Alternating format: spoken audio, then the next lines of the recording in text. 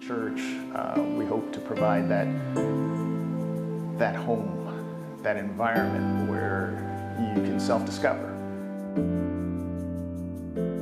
Wonderfully, thankfully, with City Church, it's been a haven of rest for a lot of millennials, Gen X, Gen Y, people that are looking for purpose, meaning in life.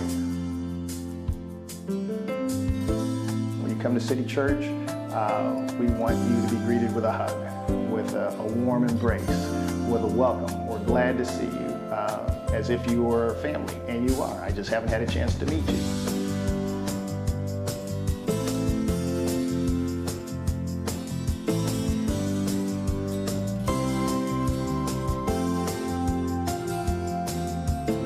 City Church, you are family, and you will find a home here.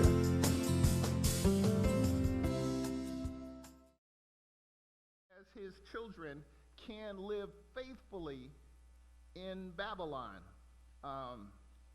You do know we're in Babylon, right? You know, I know you say we're in the United States of America, wonderful.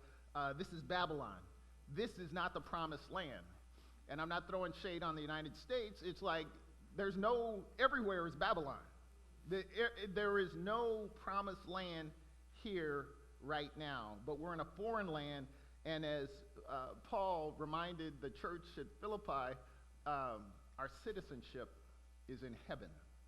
Our citizenship is in heaven. So to this point, the book of Daniel has much to say concerning what it means to be a faithful follower of Jesus Christ right now. Last week we looked at just the first two verses of the first chapter, where we read, "In the third year of the reign of Jehoiakim, king of Judah, Nebuchadnezzar, king of Babylon, came to Jerusalem and besieged it." I recommended last week, I recommend now. You read 2 Chronicles 36, 2 Kings 24, as well as the book of Jeremiah to get a more complete and integrated picture of things. You need to read all of those things. Jehoiakim, whose name means he whom Yahweh has set up, was the second son of King Josiah. He succeeded his younger brother as king. And as I shared last week, just listen to the podcast, that's not how things are supposed to be. Their father, King Josiah, was a good king. As the 22nd chapter of 2 Kings reads concerning Josiah, he did what was right in the eyes of the Lord and followed completely the ways of his father David, not turning aside to the right or to the left. But again, whoever said fruit doesn't fall far from the tree didn't know this family, because they weren't talking about Josiah's boys. And just after 3 months as king, Jehoiakim's younger brother, Jehoaz, he was deposed, if you will, and his epitaph was the 23rd chapter of 2 Kings. He did evil in the eyes of the Lord, just as his predecessors had done. And the 34th verse goes on to read, "Pharaoh Necho made Eliakim, son of Josiah, king in place of his father Josiah, and changed Eliakim's name to Jehoiakim. But he took Jehoaz and carried him off to Egypt, and there he died. Jehoiakim paid Pharaoh Necho the silver and gold he demanded. In order to do so, he taxed the land and exacted the silver and gold from the people of the land according to their assessments." And the 36th verse goes on to read, "Jehoiakim was 25 years old when he became king, and he reigned in Jerusalem 11 years. His mother's name was Zebediah, daughter of Pedaiah. She was from Rumah, and he did evil in the eyes of the Lord, just as his predecessors had done." So again, it's against this backdrop that we better understand the absolute defiance of the country before God. The country and its leaders. And God just had a simple proposition. Don't have any other gods before me. That's all you have to do. Put me first. That's all I ask you to do. Put me first. Is that too hard? Well, apparently it was hard then, and it tends to be hard now. So as the chickens of Judah's unfaithfulness came home to roost, the second verse of the first chapter of Daniel reads, "And the Lord delivered Jehoiakim, king of Judah, into his hand, along with some of the articles from the temple of God. These he carried off to the temple of his God in Babylonia and put them in the treasure house of his God." Articles from the temple were taken, and they didn't put it in a storage shed, like we've got the little storage unit in the back. They didn't put them back there it's like, no. we're going to put on display, we're going to show our God's better than your God. And we're going to take the spoils of war from your religious houses of worship, and we're going to put them in our temple of our God. How humiliating. But as I shared and I highlight now, don't think that, oh, wow, see, if Judah had a stronger army, things would have gone better. It says here, and the Lord delivered Jehoiakim, king of Judah, into his hand.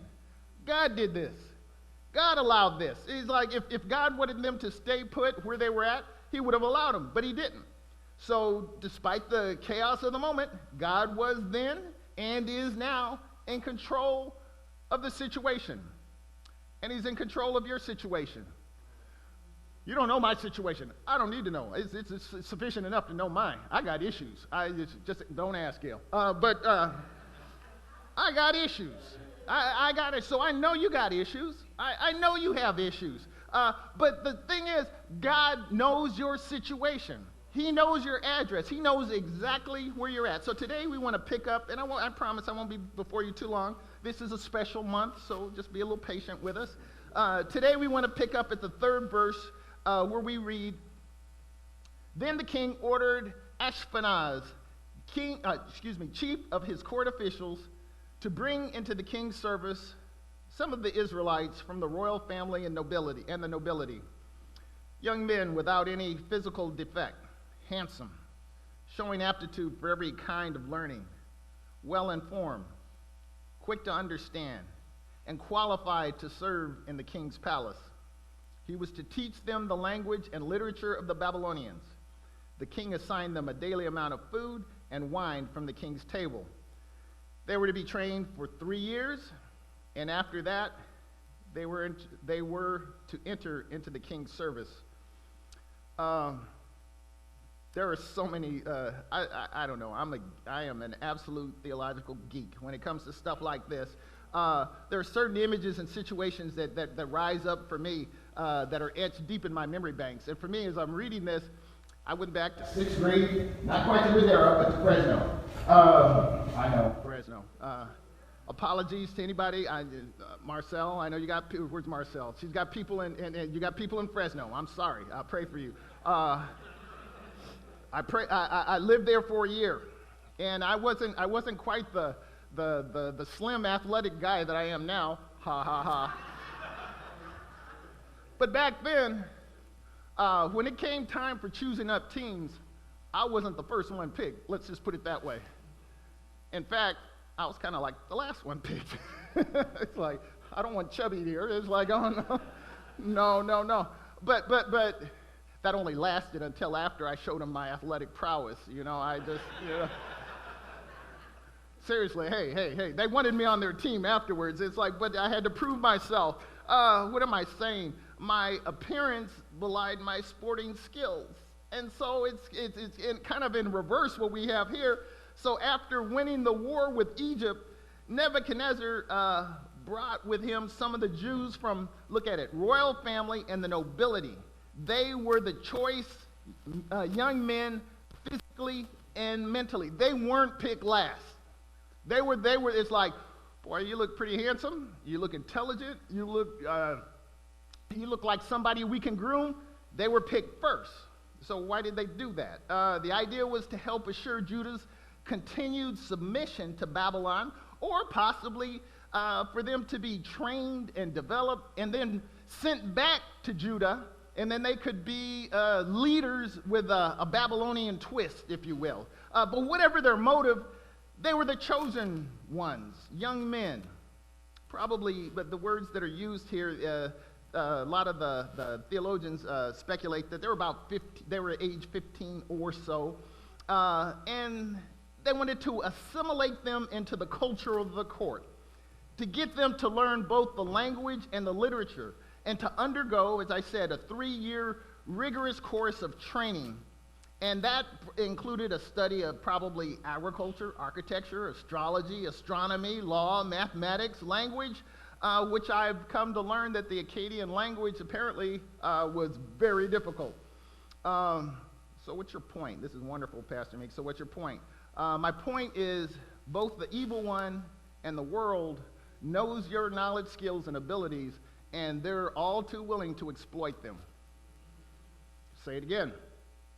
The world and the evil one knows your knowledge, skills, and ability, and is all too willing to exploit them. And unfortunately, too often, we're too willing to go along with them and assimilate.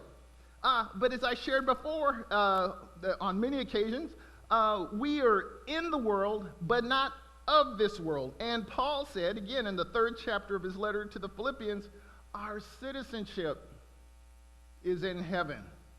And we have to understand both who we are and whose we are, and then we can live accordingly. So clearly God has allowed Judah to be conquered and taken captive. So the consequential question that has to be asked and answered, how do I live in Babylon?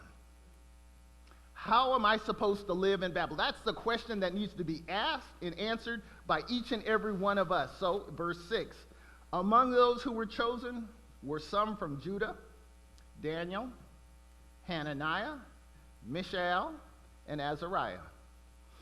I'm intrigued how the Bible again and again, it identifies people by name.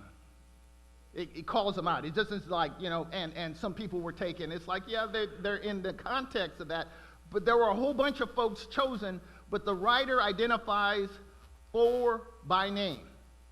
And these 4 had names that honored God. How do you know that? Yahweh. El means God, and the IAH, or Yah, is an abbreviation for Yahweh, which suggests that their parents were probably God-fearing people who gave them names that included references to God. Daniel, whose name means God is my judge. Hananiah, a name that means the Lord has been gracious. I dare you to name your kids stuff like that. Mishael, a name meaning who is what God is. And Azariah, whose name means the Lord is my help. So what's your point? God knows you and he knows your name. God knows you and he knows your name. Here, try put yourself in their situation. You're raised in homes, God-fearing homes, homes of nobility, privilege. You get God-honoring names, and you end up as captives in a foreign land. For those of you who can't stand being at a cubicle on a Monday morning, it makes a cubicle on a Monday morning look pretty tasty right about now. Everything you playing by the rules, and you end up in Babylon. But God knew their name in Judah, and he knows their name in Babylon. In fact, Jeremiah reminds us that God knew them, me, you, before you were even a twinkle in your mama and your daddy's eye. So this is critical to know and understand, because we read what happens in the next verse, verse 7. The chief official gave them new names. To Daniel, the name Belteshazzar. To Hananiah, Shadrach. To Mishael, Meshach. And to Azariah, Abednego. Daniel, God is my judge, is changed to Belteshazzar. Lady, protect the king. Lady, protect the king. Lady was the wife of Marduk, or Bel, the patron god of Babylon. Hananiah, the Lord has been gracious, is now Shadrach. I am very fearful. Mishael, whose name was who is what God is now Meshach. I am of little account. And Azariah, the Lord is my judge, is now Abednego, servant of the Shining One, and the Shining One being Nabu, their God. I'm not a Shakespeare kind of guy, But I think it was Shakespeare's Juliet that asked the rhetorical question concerning her Romeo. What's in a name? That which we call a rose by any other name would smell as sweet.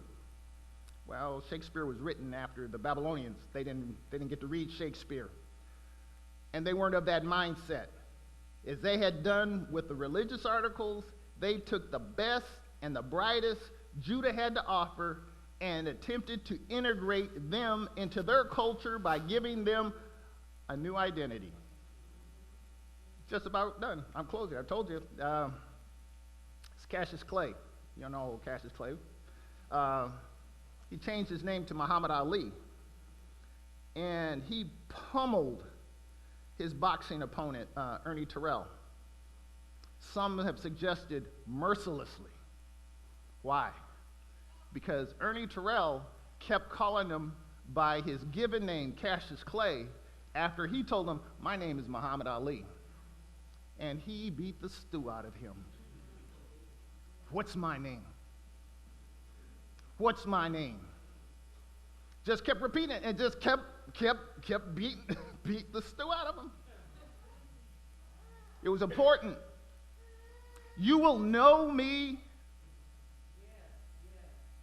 by my name. That's how you're going to know me, because I identify so strongly with that. You could be in a crowd. I don't know, for those of you who your mothers are still alive, you could be in a crowd and folks are talking, but if you hear that voice call your name, I don't know, it's just like the antenna go up on it's like, Mama just called me? Yes, Mama. Yes, Daddy. Yeah, I hear you. What am I saying? I'm saying that your name, the one to which you ultimately respond, means something. It means something. You know it means something. And I'm not talking about Mark David Meeks necessarily. What name do you ultimately, let me put it this way. What names have maybe others have given you? What are some of the names that others may have given you? You won't amount to anything. That's a name. Or how about this one? You can't succeed. Or loser. Maybe you answer to names of your own creation. Cantankerous. I don't know. Maybe that's your name. I don't know. Hard to get along with. Maybe excessive overtime or workaholic. The Sims can relate to this. Those of you who have shared, I grew up on an 11-acre ranch farm out in Alberta, just north of town. Everything that was raised or cultivated had a purpose. From the planting of winter oat hay, I didn't go out and feed chickens just because Mama wanted to see chickens. That chicken was going to be dinner at some point, particularly when it stopped laying eggs. Even the animals that we didn't consume had purpose. The cats were to the point of keeping the rat and gopher population down. And the dogs served as protection. We had pigs. I named them Bacon and Pork Chop.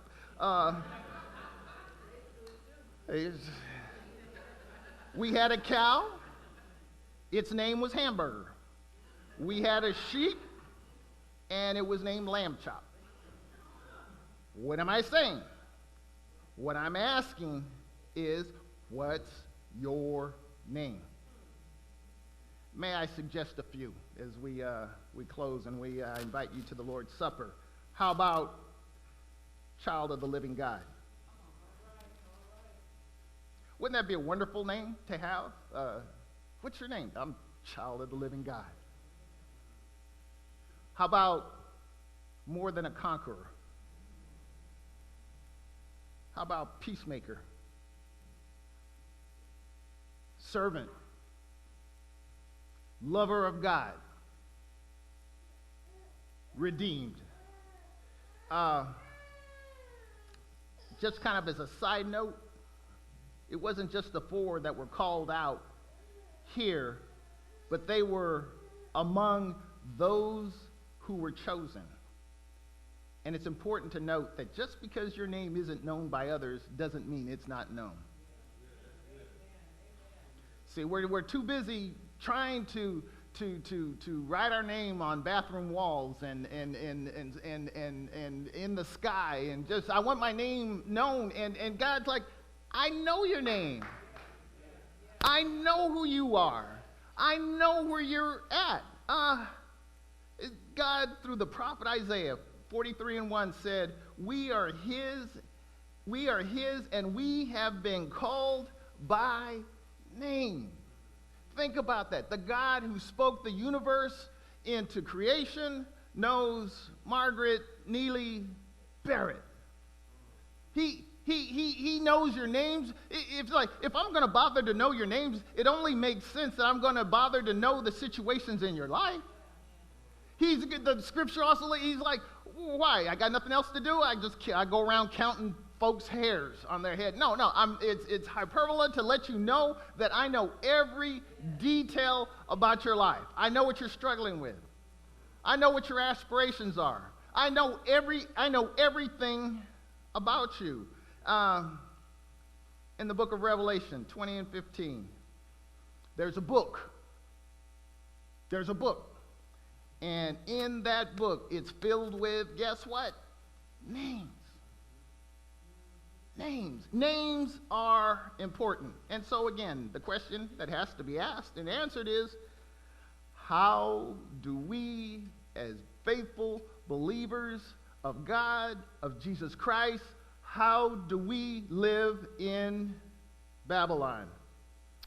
I submit, and I'm done, that the answer will reflect how we see who we are, whose we are, and where we're at. If we see ourselves in Babylon, but we see who I am and whose I am, that's the name I'm going to respond to. Let's pray. Our Father and our God. Church, we hope to provide that home, that environment where you can self-discover. Wonderfully, thankfully, with City Church, it's been a haven of rest for a lot of millennials, Gen X, Gen Y, people that are looking for purpose, meaning in life. When you come to City Church, we want you to be greeted with a hug, with a warm embrace, with a welcome. We're glad to see you, as if you were family, and you are. I just haven't had a chance to meet you.